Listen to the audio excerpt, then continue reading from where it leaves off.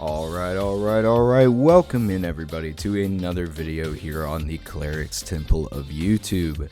Today I'm going to show you something that might be a little bit of a hack here in Tiny Tina's Wonderlands. How would you like to have infinite soul crystals that you could use on the Wheel of Fate to get all of the legendary gear from the DLCs without much effort? Well, today I'm going to show you exactly a way to do that. For those of you that might not know, in the PLCs or the first season pass of Tiny Tina's Wonderlands, at the very end, kind of similar to the loot bunnies at the end of the Chaos Chambers, there is what is called the Wheel of Fate. You collect soul crystals in each map of the PLC for killing enemies or completing objectives, and you can spin those crystals on the Wheel of Fate to get legendaries and powerful gear. It's also the best way in the game so far to get the PLC exclusive pieces of gear. Not too long ago, they made a huge change to the PLC Wheel of Fate, so that way it drops legendaries more consistently, and specifically PLC only gear. So using the Wheel of Fate to farm up legendaries is a very efficient way to gear your character quickly. Much more efficiently actually than going to the Chaos Chambers and fighting your way through there to get to the loot bunnies. However, getting soul crystals can be a bit of a pain in the butt. Enemies in the DLCs do not drop nearly as many soul crystals as you would get the crystals from the Chaos Chambers in order to spend on the rabbits. So what can we do about this? Well, we've discovered a way to farm crystals in the DLCs and farm them quickly and efficiently and infinitely. Now, to do this effectively, you are going to have to use a Blight Collar. The Blight Collar class has everything that we need to basically AFK farm these crystals. You're going to grab yourself your Blight Collar and then make sure you have the Bog Totem. The Bog Totem summons a Bog Totem companion at target location, which periodically creates elemental bog spirits.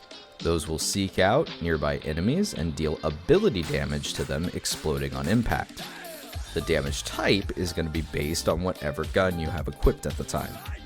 This little sentence right here is the part we want to focus on. Whenever the Fate Maker kills an enemy while Bog Totem is active, its duration is partially restored. The beautiful thing about that is that you as the Fate Maker don't actually have to kill the enemy. As long as your Bog Totem kills an enemy, that works to partially restore its duration. Which basically means that if you kill enemies fast enough with enough enemies around, your Bog Totems will stay active forever. Now, these Bog Totems don't usually deal a ton of damage, however, they do scale off of ability damage. So as long as you have gear and things like that equipped that will boost your ability damage, you're actually going to deal a lot of damage with these Bog Totems. I prefer to do this farm using Dark Magic, since with the ability Restore the Veil on the Blight Collar, the Fate Maker's Dark Magic damage now restores their ward instead of their health. And if you're dealing enough dark damage, your ward will stay high.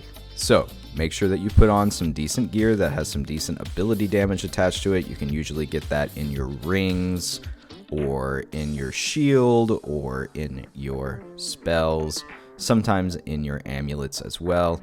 There are different weapons as well that will have ability damage attached to them, or you can re-roll them for ability damage enchantments. Once you have your Blight Collar set up the way that you would like them to be set up, all you're going to do is go to the Dream Veil Overlook. This is where all of the PLC mirrors are. You're going to go to the third mirror. Now, this is very important because this is one of the few places that you can actually do this farm successfully. You're going to go to the third mirror and it's going to drop you into the first map of the area. Run through this area, killing all of the enemies along the way, and you're going to take a hard left once you get to the center room where the switches are. Go into that first portal there as you take a hard left and into this room, the minecart room. This is where if you were playing the PLC normally, you would escort a minecart around the room whilst enemies spawn in the center of the room to try to stop you. The beautiful thing about this room is that these enemies will continuously spawn, regardless of how much progress you have made through the map escorting the minecart. Once you get into this room, go ahead and start the minecart moving and leave it alone. Just let it kind of do its own thing. You're going to come to the edge right here and go ahead and set up your first totem. Then come over to this side over here and set up your second totem. Now there is going to be a cooldown before you can set more totems, but you can have a total of 4 totems on the battlefield at once. As you can see, these bloops up here continuously spawn. This is what makes this room such an effective place to do this farm, because once those bloops explode, they release more little guys onto the battlefield. All of these little guys have very, very little health, and your totems can clean them up very easily.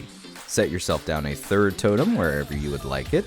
I like to put one in the center of the room. You can also just put one on the shelf right there next to your other totems.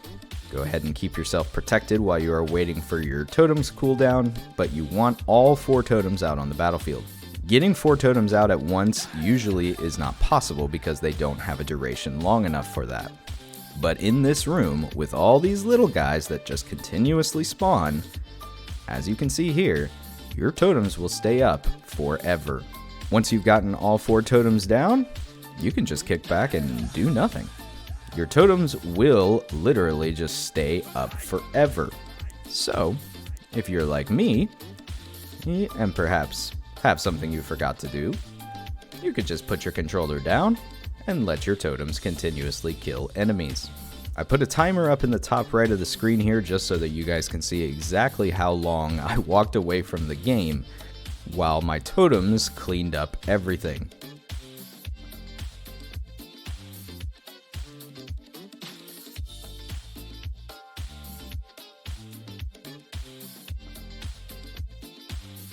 Every once in a while you'll want to come back and run through the room, collecting all of the crystals and pieces of gear that have been dropped, just so that the sheer amount of things on the ground do not crash your game. And just go find yourself a little hidey hole over here and let your totems do the work. Now, it's not a perfect farm every time. You will need to come out and reset your totems every once in a while just to make sure that the game doesn't figure out exactly what you're doing, but you only have to do that once in a while. Oh shoot, did I forget to mow the lawn? Yeah, maybe I should do that too.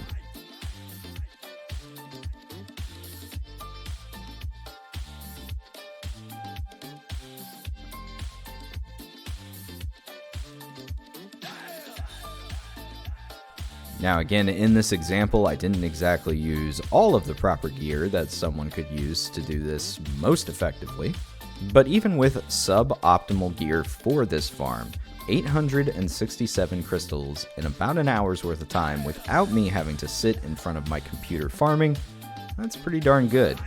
Take those crystals over to the Wheel of Fate and get yourself some sweet, sweet loot.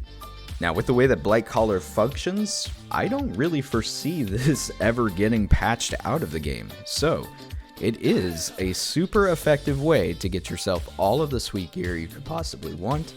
Instead of doing the Chaos Chambers, just farm yourself these PLCs.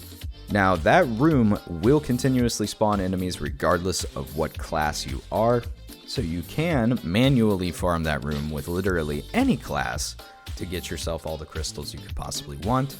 But to do it completely AFK, I recommend using the Blight Collar and his bog totems, and you literally won't have to do anything. So there you have it. There is an infinite way to farm crystals in the third PLC using the Blight Collar while being away from your controller or keyboard. I hope you guys enjoyed this video. If you do, give it a like and possibly drop yourself a subscription on this channel. I'm going to have a lot more awesome Wonderlands and Borderlands content, as well as other games coming out on this channel. Did you guys try this farm out yet? Let me know in the comments below. What kind of results did you guys get? How many crystals? What kind of sweet gear did the Wheel of Fate drop for you? Let me know down below, guys. I would really love to hear from you. Thank you again for joining me, and remember, everybody, be excellent to each other, and I will see you in the next video. Take care.